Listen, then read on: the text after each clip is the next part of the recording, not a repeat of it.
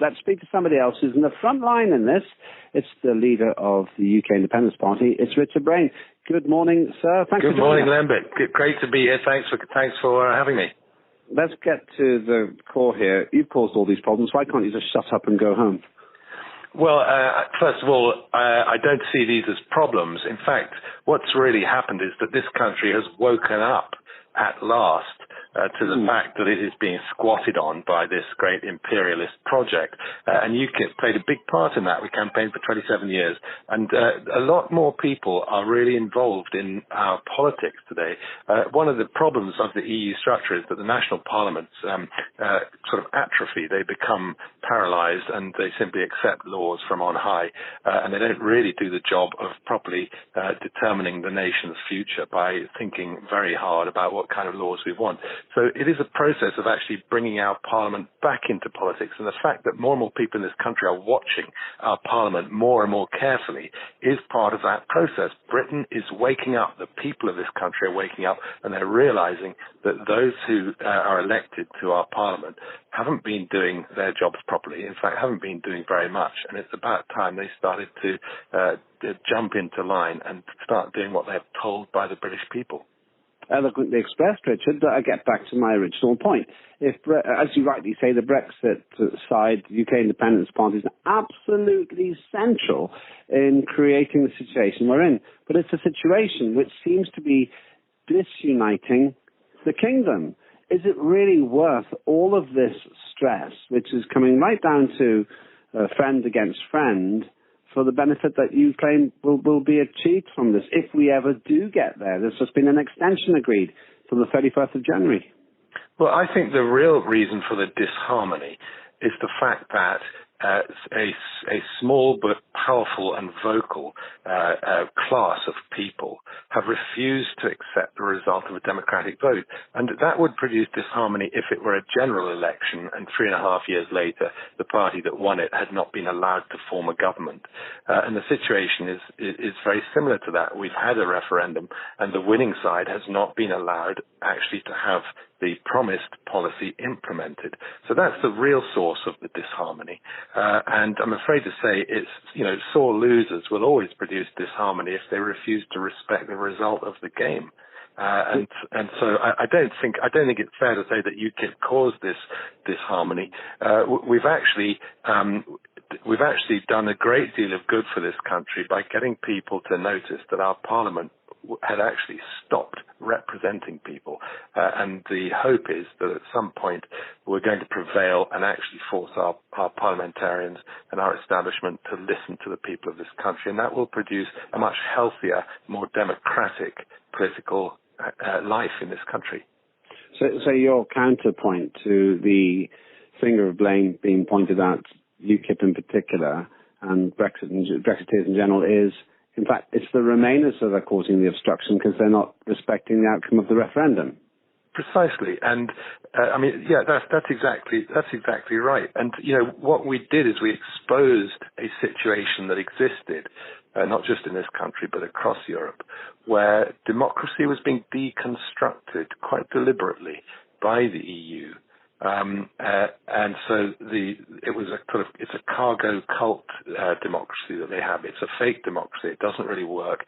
The people don't really get to vote for their lawmakers and thereby determine their future.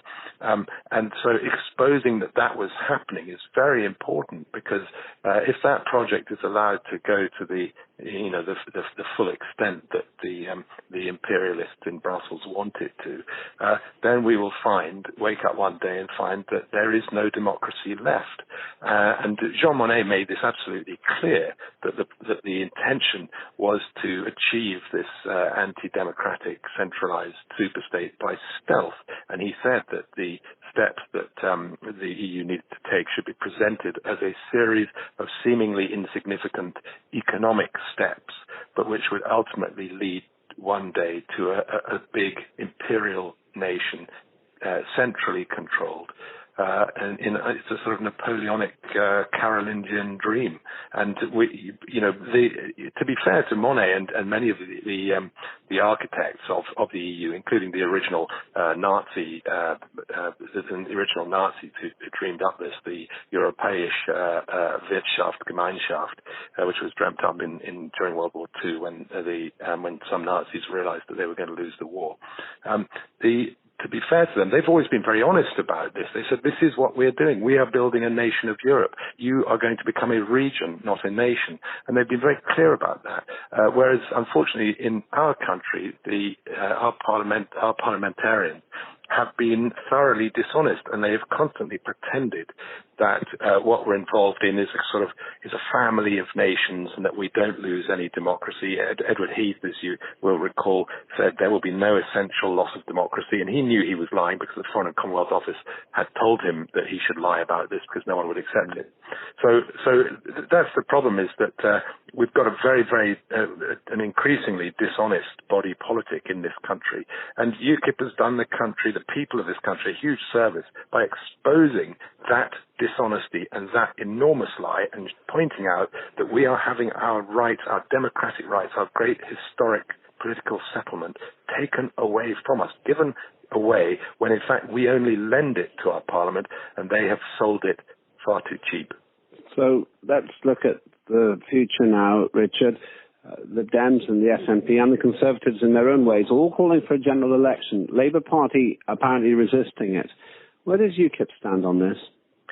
Well, we think a general election is probably a good thing, because the problem in our parliament is that it's full of Remainers, and the hope is that if we have a general election, some people who genuinely believe in the future of this country as an independent nation will get elected.